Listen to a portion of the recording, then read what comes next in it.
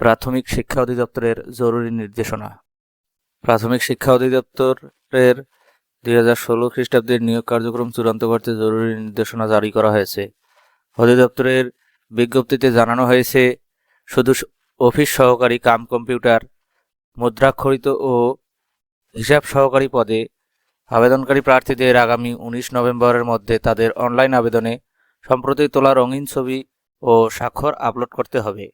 নির্ধারিত সময়ের মধ্যে এই কার্যক্রম সম্পন্ন না করলে প্রবেশপত্র ইস্যু করা সম্ভব হবে না। বৃহস্পতিবার 13 নভেম্বর অধিদপ্তরের পরিচালক প্রশাসন ও যুগ্ম সচিব মোহাম্মদ মাসুদ হোসেনের সই করা বিজ্ঞপ্তিতে এই তথ্য জানানো হয়। কর্তৃপক্ষ বলেছেন, বিষয়টি অতীব জরুরি। বিজ্ঞপ্তিতে বলা হয়েছে, 2016 খ্রিস্টাব্দের 3 অক্টোবর তারিখে স্মারকের মাধ্যমে সরকারি লাইব্রেরিয়ান কাম ক্যাটালগার, উচ্চমান সহকারী কাম হিসাবরক্ষক, অফিস সহকারী কাম কম্পিউটার মুদ্রাক্ষরিত ও হিসাব সহকারী এই 4টি পদে টেলিটক বাংলাদেশের মাধ্যমে অনলাইন আবেদন গ্রহণ করা হয়েছিল।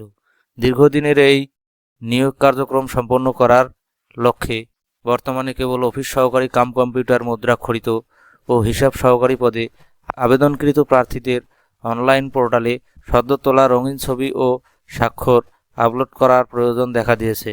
আবেদনকারীদের 19 নভেম্বরের মধ্যে কাজটি সম্পন্ন করার জন্য অনুরোধ করা হয়েছে।